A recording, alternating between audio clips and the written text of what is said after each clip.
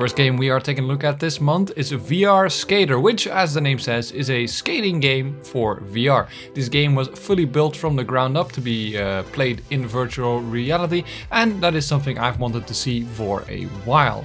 Well, the big problem with skating is that you don't have legs in VR, but this game has a unique control system which says to fix that problem. The game is currently in early access, but you can play it already. It currently has one skatable map where you can do a free run, just mess around, or you can do scored runs and try to reach a certain goal. The roadmap for the game also features things such as a career mode, player profiles, and more maps, among other things coming in the future. The game is out now and only on PC VR. And next up we have Demeo, which is a very interesting game because this is a top-down dungeon crawler for VR, which, if you've ever played a top-down game in VR, is very cool because everything looks like a tiny miniature environment. This game features turn-based combat to get past various dungeons, and the game is fully playable in co-op. The game for now is only playable in VR, but there will be a non-VR crossplay version launching soon, so VR and non-VR players can play this game together. The game is out now and currently on PC VR and Oculus Quest. And at number 3 this month we have Wraith, the Oblivion Afterlife. Quite the long title. This is a VR horror game, which, as we know, works very well in VR, except this game has an interesting twist. You are a Wraith, you are a monster, you are the scary thing. The main character in this game is a photographer who dies and returns to this world as a Wraith, and in this game you have to solve the mystery of your own death. You do that by exploring a haunted mansion for clues, and if you thought it would be easy because you are the scared one, there is things that are even scarier than you. You can survive and hide from evil specters that will try to stop you from reaching your goal and probably scare the living daylight out of you as well. Apparently the game is quite creepy. The game will launch on May 25th, 2021 on PC VR, PlayStation VR and Oculus Quest.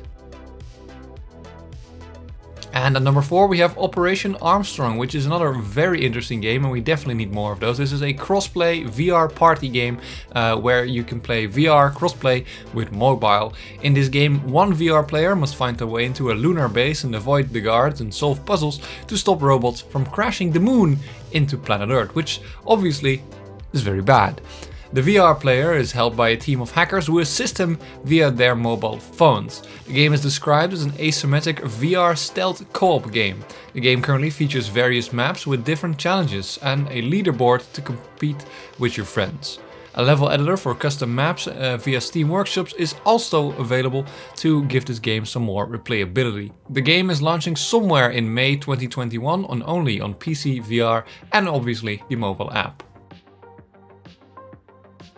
And up next is a game that I'm not sure I will pronounce the title of correctly. It is Naau the Lost Eye. This is a VR adventure game featuring some light puzzle elements.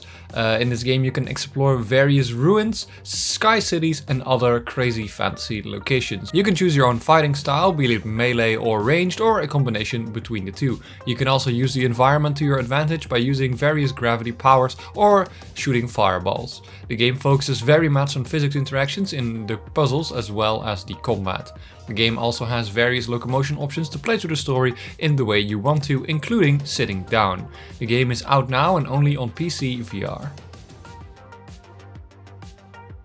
And up next is a weird little racing game. It is called Fake Racing, and this game apparently has VR support. Now, I mostly picked this game because it has a super cool, really unique art style. It kind of looks like one of those super cheap fake Game Boys you got when, like in 2004, that doesn't even have a color screen.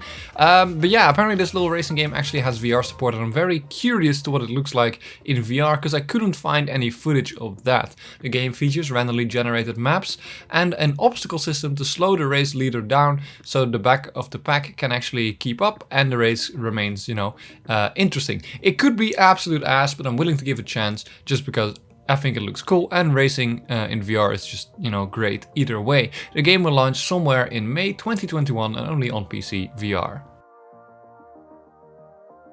And at number 7 we have Yupitergrad Sneaki Peaki, which is a game that was featured last week as well, except I featured the full version then. Now the game also has a free-to-play version that you can try out before you actually buy the full game.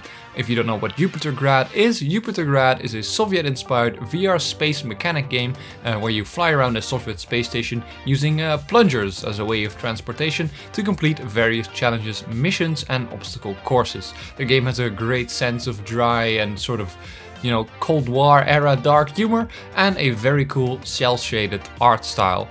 This version is free, so it's definitely worth a look because you won't be losing anything. The game is out right now on PC VR and Oculus Quest.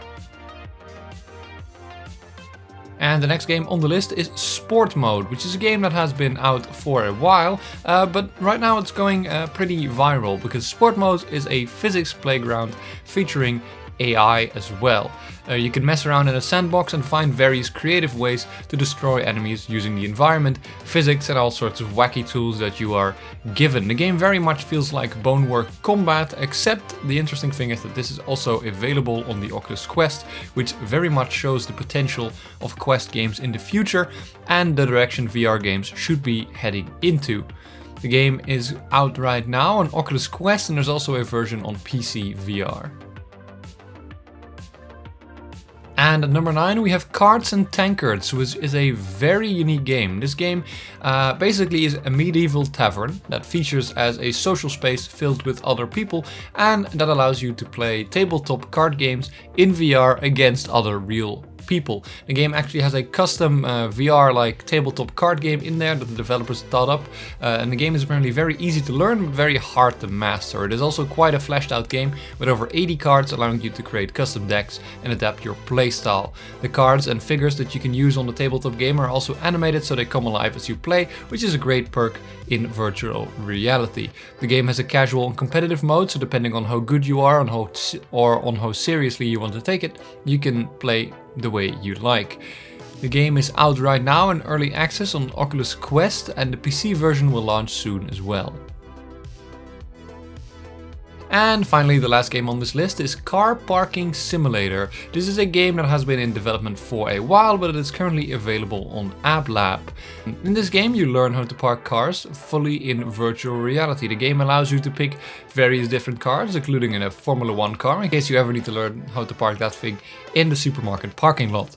The game features various scenarios and locations, including a moving city traffic mode, which definitely spices things up a little bit. The game has realistic controls, including shifting by using your actual hands, and of course steering is also done by motion controls with your hands, which can be a bit finicky but could be very cool if it is done right.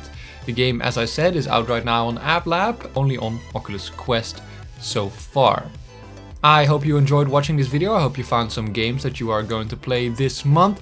And yeah, if you enjoyed, please leave a like, comment and subscribe, and I'll see you guys in the next one. Goodbye.